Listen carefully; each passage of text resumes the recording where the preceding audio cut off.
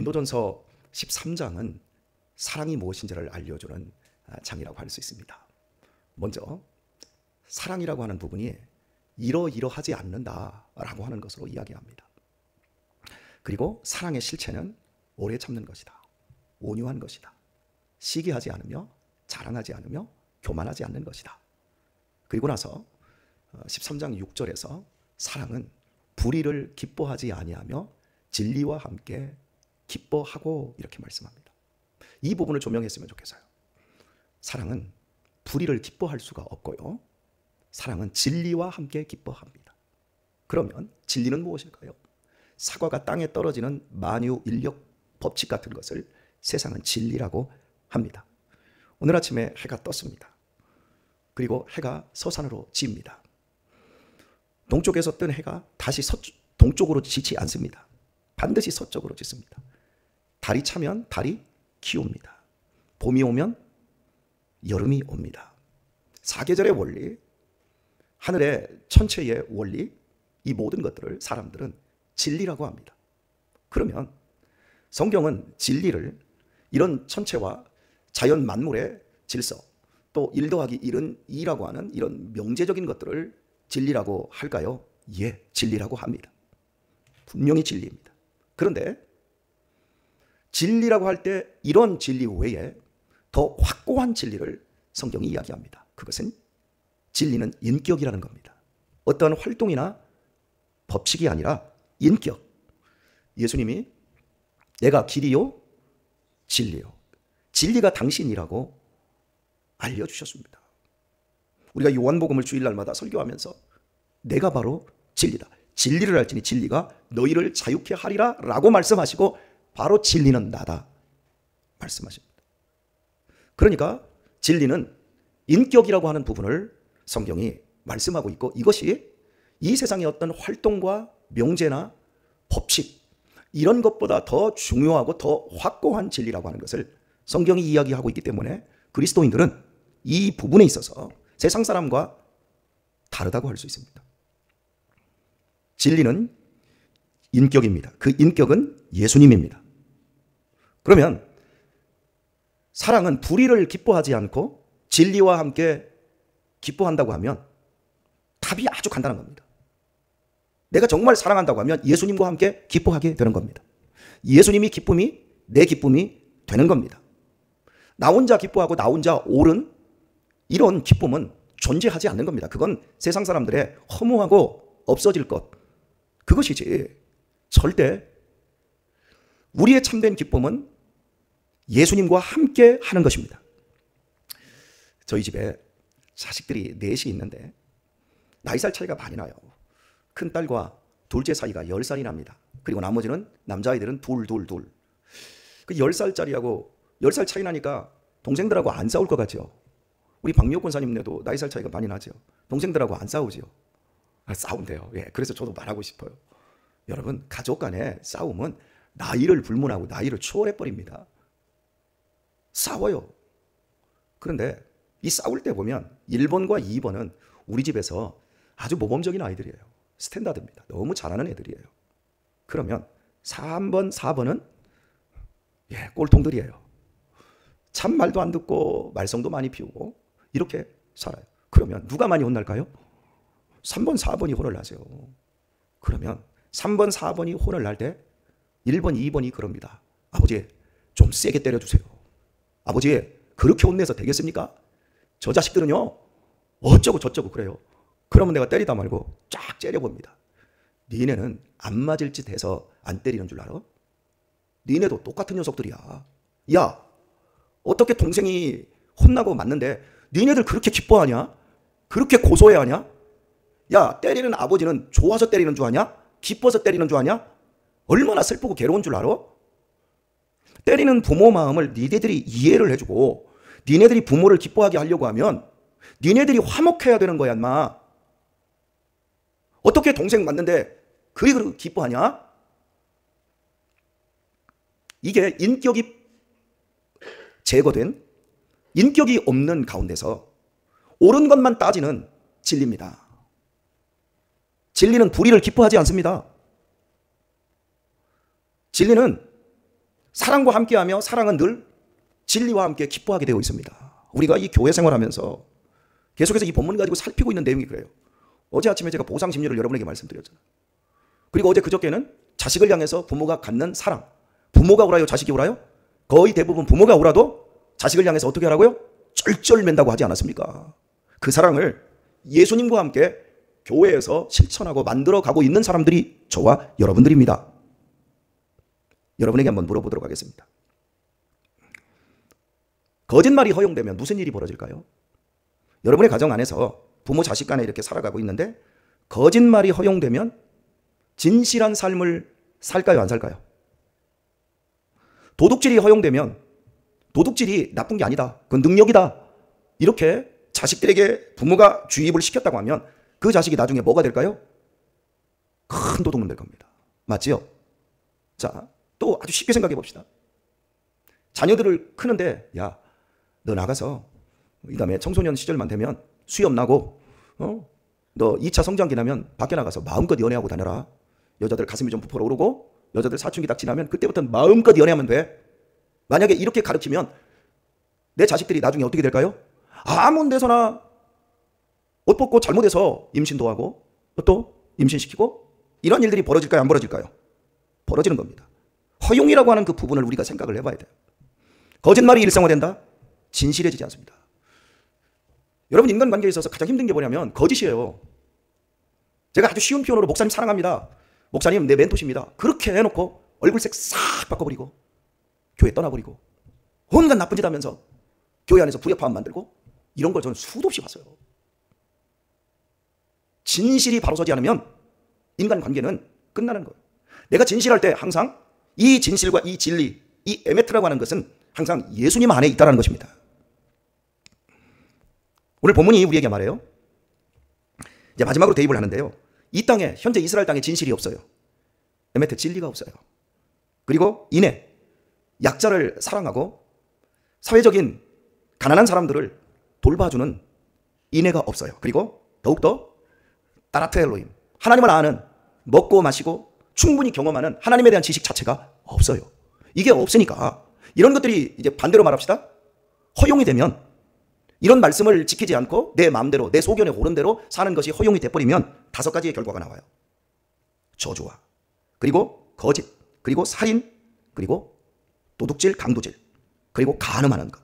여기에 사람들이 강포해서 서로 죽이고 서로 또 죽이고 또 죽이고 또 죽이고, 정권이 바뀌면 죽여버리고 감옥 다 보내버리고 또 정권이 바뀌면 또 원수 같고, 이게 뒤대임이라고 그래요. 이런 결과가 만들어지는 거예요.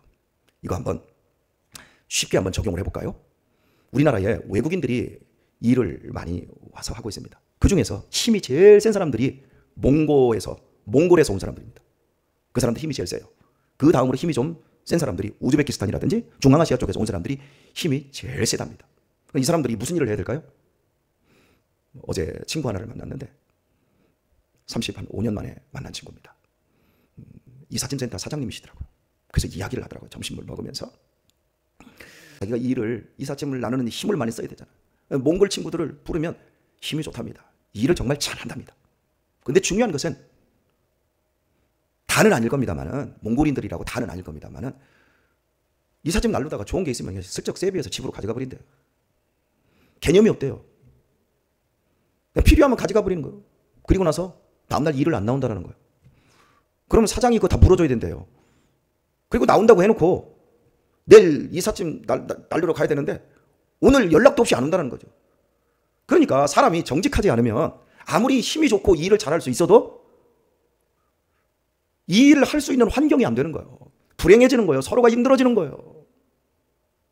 그래서 우리가 자녀들에게 진실해야 된다는 걸 이야기하듯이, 하나님께서 우리들에게 지금 무슨 말씀을 하냐면, 너희들이 최소한 나를 하나님으로 섬기고 나를 아버지로 너희들이 섬기고 있다면 첫 번째 너희들 진실해야 돼. 너희들 진리에 바로 서야 돼. 그 진리는 누구와 함께 하는 거냐면 예수님과 함께 기뻐하는 삶이야.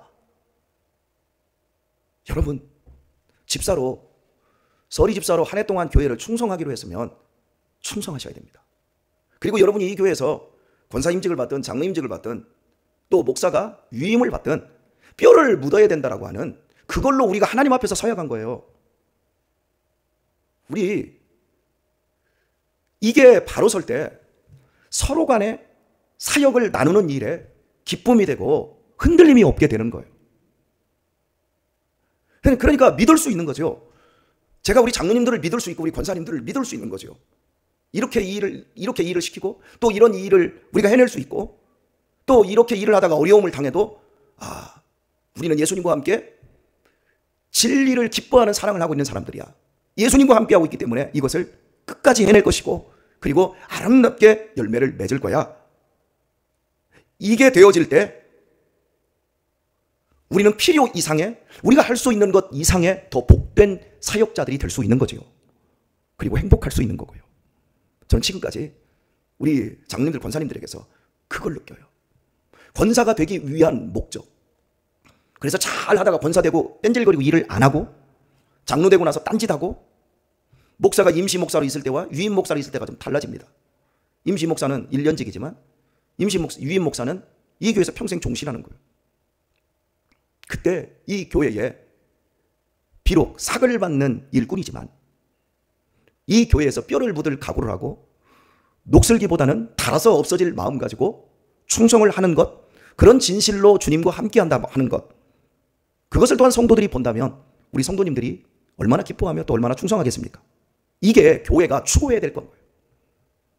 여러분, 도둑질이 허용됩니다. 그러면 나중에 어떻게 되면 큰 도둑 된다고 그랬잖아요. 자 봐요. 거짓이 허용됩니다. 도둑질이 허용됩니다. 그리고 쉽게 간음하는 것이 뭐 서로 사랑하면 아무 때나 뭐 호텔방 가면 되지, 이런 것들이 허용되고 나면 사회는 간음 사회가 돼버리는 거예요. 실제 그렇게 되지 않았습니까? 여러분, 성경은 우리에게 이렇게 말합니다. 일하기 싫으면 먹지 말라요.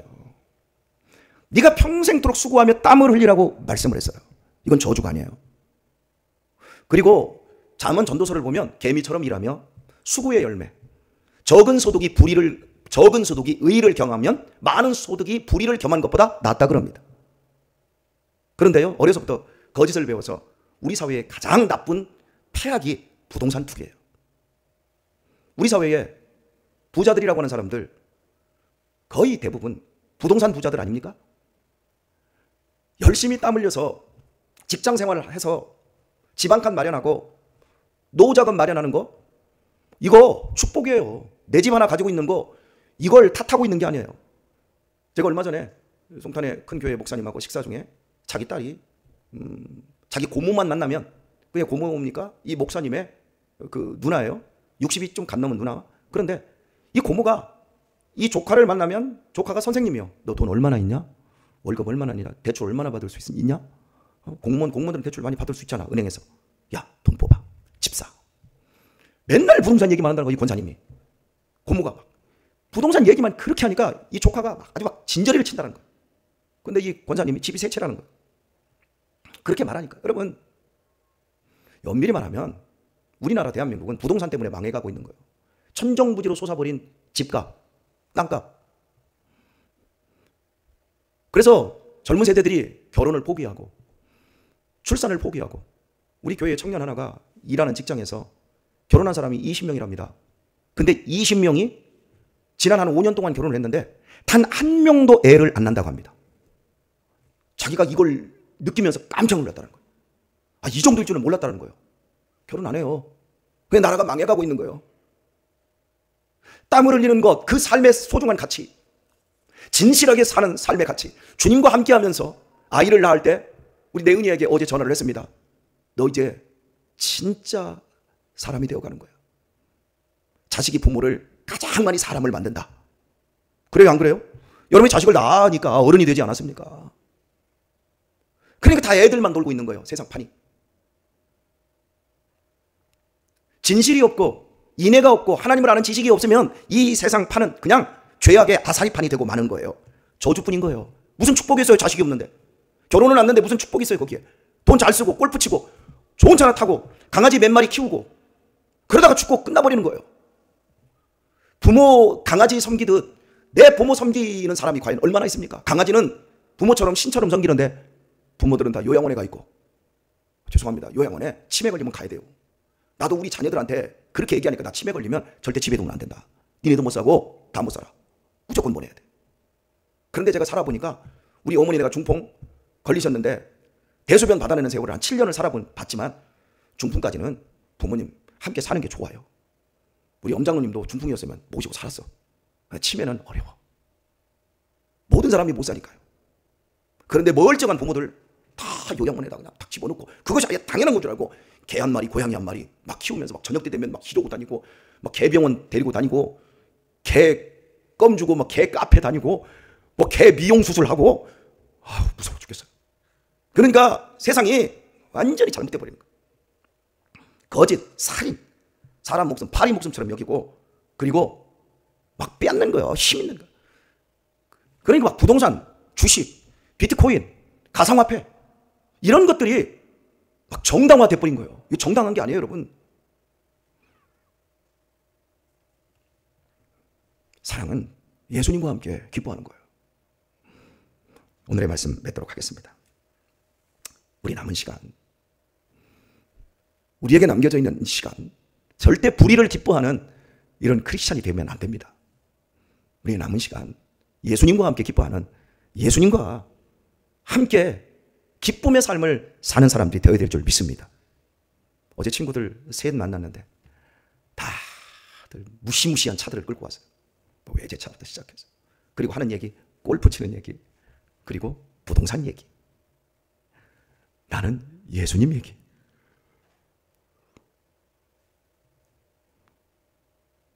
영원한 것은 이 세상에 골프도, 무시무시한 차도, 어마어마한 재산도 지나갑니다. 그러나 예수님과 함께하며 진실하게 살고 인애를 베풀며 하나님을 아는 지식을 채워가는 그 삶은 영원히 남습니다. 아멘. 예수님과 함께하는 삶 영원히 남습니다. 여러분 마음에서 이 진리를 절대 버리지 마시고 유혹받지 마시고 미혹받지 마시고 진리 안에서 승리하는 성도님들 다 되시길 예수님의 이름으로 축원합니다.